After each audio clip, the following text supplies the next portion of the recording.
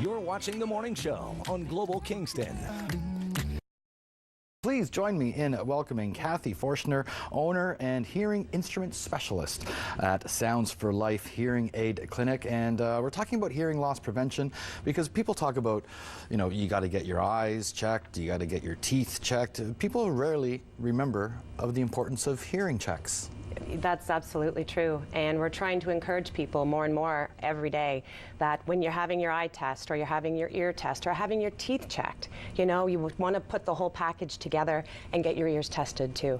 You know, if you don't, how are you supposed to even hear those results of all those other tests? And it's not just for older people. I always think of hearing loss happens with age. Yep, no, and it does happen with age, but more and more people today are becoming more required to be able to hear the instructions at work more clearly, and the instructions at the gym or their children, or you know, teaching or whatever they're doing, and they want to live life and they don't want to stumble and they want to, you know, perform at the best their ability, and they're reaching out for that help. So yes, I see younger people more and more all the time. Well, give us some signs of you know, things that we should be concerned about. Maybe we are entering into a phase of hearing loss. What are we looking for, and how to prevent that? Sure, for sure. No, with hearing loss, for starters, you're going to find your friends and families are going to notice it before you will. They're going to notice how many times they had to repeat themselves, how many times you didn't hear, how many times they had to raise their voice, and they're going to be saying, "Mom, get your hearing test. Dad, get your hearing test." Or sometimes a lot of women think that their man has selective hearing, though. They just want to hear them. Absolutely, Yeah. and some of them do. Some of them do. But no, there'll be things like you'll start to accuse people of mumbling or running their sentences off or not speaking clear enough. You'll put blame on the other person instead of yourself. And of course, our friends and family will start to compensate because it's important that their message going to their loved one is heard, right? So if it was your spouse and you're saying, you know, you're talking to them, they're not hearing, you're going to automatically bring your voice up, walk in front of them, look at them, touch them, you know, get that going so that they hear you. It's important. I know a musician, first of all, who woke up one day with hearing gone from his right ear. And he went to the doctor and he said it had nothing to do with music, playing music his whole life. Yeah. It's just something called sudden hearing loss. And it happens. Yeah. It happens. It can.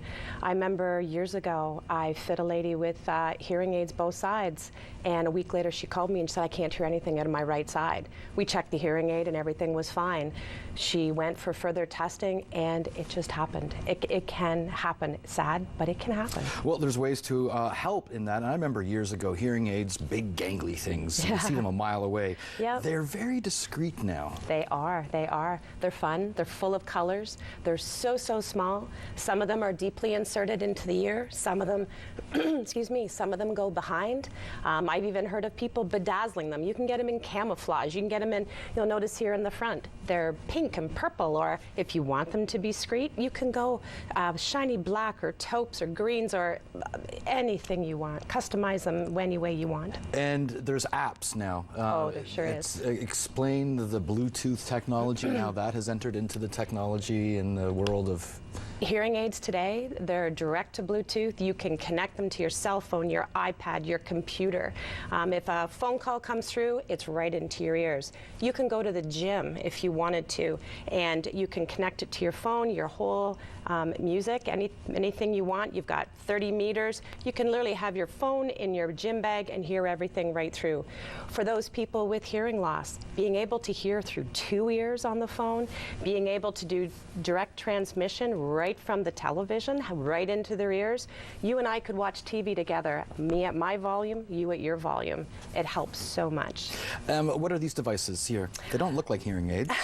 These ones here are one of the newer things that are out in the market, hearing aids with no batteries. Typically, you'd have to change batteries as much as 2-3 times a week, or it could be a week, and these ones here, you can get up to, you know, 14, even some hearing aids can go up to 30 hours of full charge, no more batteries.